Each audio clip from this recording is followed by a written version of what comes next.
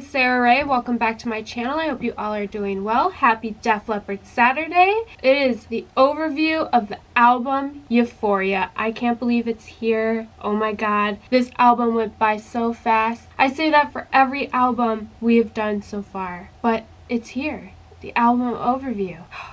Let's just jump straight into it because I'm ready to talk about this album. I hope you guys are ready. This isn't a drill, but do you know what is a drill? You guys to like, comment, subscribe, hit the bell for notifications of when I upload, and let's start talking about the album Euphoria by Def Leppard. How I'm going to do this overview is I'm going to talk about the album coming off of the heels of the previous albums, and then I'm going to talk about each track individually and then give you my collective thought on the album, some pros and cons. I'm going to rank the album and my conclusion. Okay, so let's begin. After Hysteria, there was Adrenalize, there was Retroactive, there was Slang, and then we got Euphoria. If I had to rank those three albums after Hysteria, I would have to say, well, first, for me, On Through the Night, High and Dry, Pyromania, and Hysteria, all of those are between an 8 and a 10 for me, okay? So, Adrenalized and Slang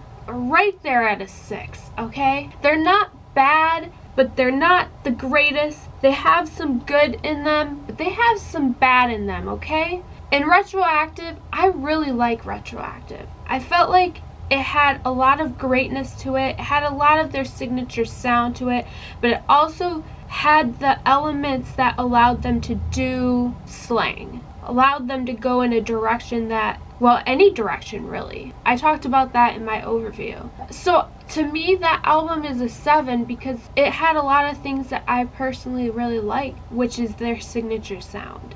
And we are going to talk a little bit about that throughout this album review. So Euphoria comes out and it has returned to that kind of signature sound. The sounds of Pyromania and Hysteria. To me, those first 4 albums, On Through the Night, High and Dry, Pyromania, Hysteria, though they all have a little bit of a different sound, they still have a main vibe running through them. You can listen to them and know that it's all got one little bit of a Def Leppard stamp to it.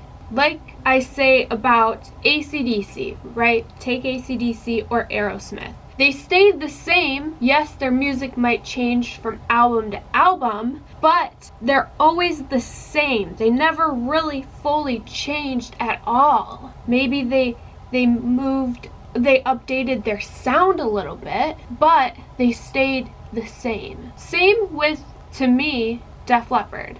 They might have added a little addition here and there, but there's a signature sound that runs through all 3 or 4 of those albums, On Through the Night through Hysteria. That signature sound is here in Euphoria as well, and I really like that. So to me, that automatically gets a check in my book for this album. By the way, Euphoria, IA at the end, what's up with that? Hysteria, Pyromania, IA, Euphoria. Is there like a thing here? Just me? Yeah? No? Okay. Moving on. Mutt was also involved, which is really cool because, you know, again, this has got that 80s sound to it, that Def Leppard stamp to it, and then you also got Mutt involved in a few songs. I wrote them down that he was involved in Promises, It's Only Love, and All Night. So, I mean, that's kind of a cool, like, little tip your hat to the old stuff, you know? And again, with the original formula, you also got some stripped down rock and you got the ballads. So to me, this definitely is them. This is them returning to their original sound. So let's move on to talking about the individual songs. So, number 1 is Demolition Man. It is very peppy, upbeat, that pop rock sound, very Hysteria vibes like I talked about earlier. This album has that Hysteria Pyromania vibes running through it. This song has that Hysteria vibes in it. I really liked it, but I feel like there was some parts that were weak. So for it to be an opener, overall it was effective, but I mean, okay. At the end of the day, I did like it, but as an opener, again, effective, but some parts were weak. Number 2, Promises. Classic 80s Def Leppard sound. To me, it was like a Photograph, but 90s version. This has that Hysteria vibes, and it's really catchy. It's toned down, mellow, smooth riff. I really like this. I think the reason is it's got that Photograph type vibe to it. So, of course, it's got a check in the book for me. Number 3 is Back in Your Face. Get out of my face with this song. Number 4, Goodbye. You guys, 100%, yes. I loved this so much. And all I could think about when I was hearing the song was Steve Clark. I love him so much. All I could think about was him. The ballad, perfect lyrically, unique arrangements, everything I wanted for this ballad in this topic, okay? When it comes to Steve, I actually made a comment a while back saying that, like, I just wanted them to say they miss him or something else other than talking about his demons. And they did that. They did that in this. Moving on. All Night.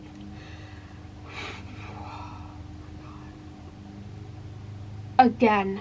What did I listen to? You guys, what was this? Oh my god. You know what?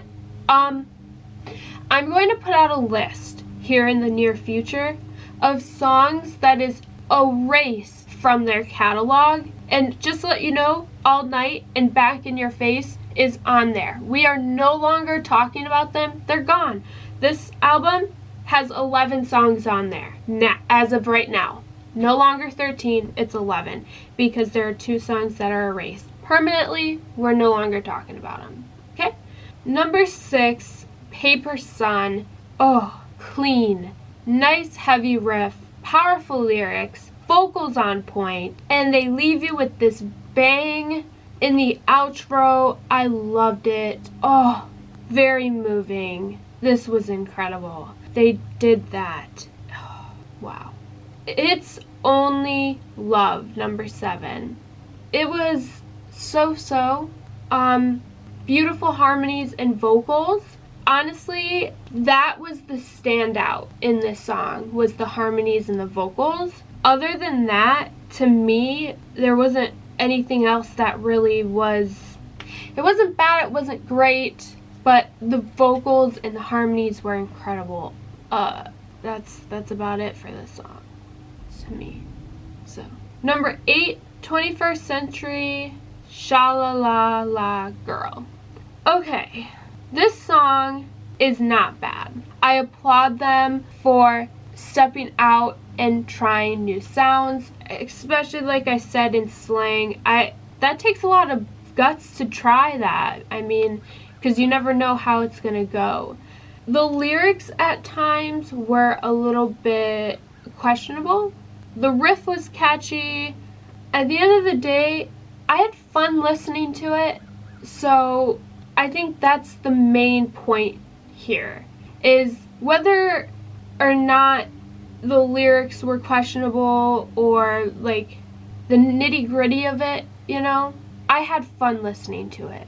So I think that's what I want to leave it with, okay? I had fun. Number 9, To Be Alive. I loved this. Hey Viv, high five. Toned down type of ballad, meaning it wasn't very heavy. So the verses were light, and then the choruses had electric guitar in it, so there wasn't like really anything heavy, which I liked. It went really well with like the song and the message and everything. It had a really great message, actually. And I think overall the song was just really well done. It also had a real Def Leppard signature sound to it, and I really liked that to it, you know. Give them a lot of props. That was great. Number 10.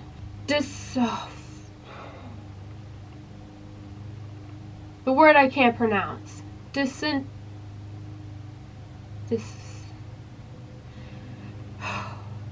Switch 625 2.0. I think, so I've listened to it a few times since I listened to it the first time, and I think I hear a second guitar, so I think Viv's also on it. I'm not sure. Don't quote me. But either way, Phil did an incredible job on this. I love the fact that he used or was inspired by, borrowed, whatever. It was like an extension of Switch 625, which if you haven't heard, first off, go listen to it because you're going to be amazed. That's Steve Clark on the guitar in that one, and there's a reason they call him the riff master. He's just incredible. I love the fact that Phil did that, used that riff, and kind of, he made it his own, and I really liked that. I loved how he changed it up at times. He even stopped the music. It was great. It ain't Switch 625 by no means, but for what it is incredible. I loved it. Definitely a standout on this album for me. I loved it. And no comments about how I didn't realize it was an instrumental when I was listening to it, okay? No jokes. Number 11, Guilty. It had a lot of Hysteria vibes to it to me. The vocals were great. The lyrics were great. Overall, it was just a good song. That's about it. That's all I really have to say. I liked it. I really enjoyed that, how much it had a Hysteria vibe to it. Number 12, Day After Day. I really connected with this song. Lyrically, I loved it, okay? And I loved everything about this song, but the riff, okay? I didn't like the fact that they recycled the riff. Now, I told you guys I heard Too Late for Love in the riff. Now, some of you guys didn't. Some of you guys heard a different riff. I think some of you guys said you heard Paper Sun. And some of you guys heard Too Late for Love. Again, that's us all being different and hearing different right there. I tell you guys all the time, everyone hears something different. But at the end of the day, me personally, when I hear Too Late for Love. And when I hear this song, that just, it ruins it for me. This song would have been a staple for my mental health playlist. I do have one. And because they did that, it just wasn't. And it can't be, because I can't listen to a song and distinguish between the two. I'm just always going to hear that original song. So, you know, it's just, I can't do it. Number 13, Kings of Oblivion. It was catchy, it was peppy, chorus, you know, it was average. You guys, a lot of you guys probably just came from that video, so you heard everything I said already. But, I mean, I just don't think this was that great of an outro or an ending for an album. To me, it sounds like a filler. I don't know. To me, this just, it didn't belong Anyways, so those are the track listings. By the way, I am going to do the bonus track, I Am Your Child, and it will be next week. So, final thoughts. Pros and cons of the album. So the pros are that Def Leppard is back to, for me, their natural, original, big 80s classic sound. That Pyromania, Hysteria type of sound. Also, they had some great ballads. Now the cons. Besides Back in Your Face and All Night, to me, the biggest con of this album is the opener and the closer. I just don't feel they had that great of an opener to the album and the ending of the album. I think they could have done something so much greater. I mean, Demolition Man, it wasn't bad. Like I said, it was an effective opener, but I mean, Slang had a better opener, you know? Ranking the album. If I had to rank this album, maybe 6.5. My reason for that is Retroactive for me was incredible. Because of the opener and closer for this, if they would have had a really good opener and closer, right? Or even a better closer. Because again, like I said, it had a decent enough opener. If it had a better ending, I would have put it at a 7. So I'm gonna knock it a half a point. So 6.5. Some of you guys may not agree, but I mean, think about that, and then those two songs. And for me, Day After Day, recycling the songs, anyway. Then I also want to bring up this picture, wherever it is on screen. I don't know if it still says this, but it says after Pyromania and Hysteria comes, and then, of course, the album title, Euphoria. So it's alluding that Euphoria comes after Hysteria and Pyromania. I want to give my thoughts on if I think if it's good enough to come after Pyromania and Hysteria. If I had to put in order the albums that come after Hysteria, how I would order them. Now, honestly, I don't think it's good enough to come after Hysteria. Honestly, for me, I think Retroactive should be the album that comes after Hysteria, and then Euphoria. And after Euphoria, take your pick between Adrenalized and Slang, because they go back and forth in my mind. So that's my thoughts on that. In the end, it was a great album. I really like it. It's just, it's got some things that they could have worked more on.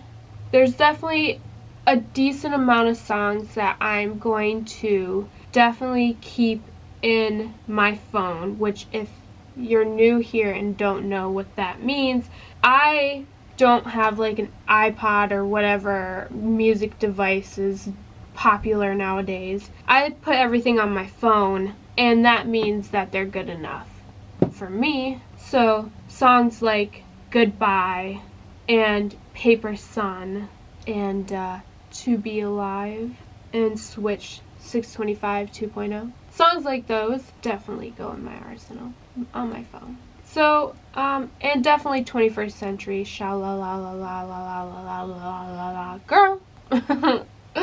So that's it. Let me know your guys' opinions on this album and my thoughts. Also, where would you rank this album on a scale of 1 to 10? 10 being the best and 1 being, yeah, that's gotta go. Because I'd love to hear it. And what your order of albums would be after Hysteria. I'd love to hear that as well. Thank you guys so much for watching. I hope you guys stay safe and well. I will see you guys in the next one. Bye.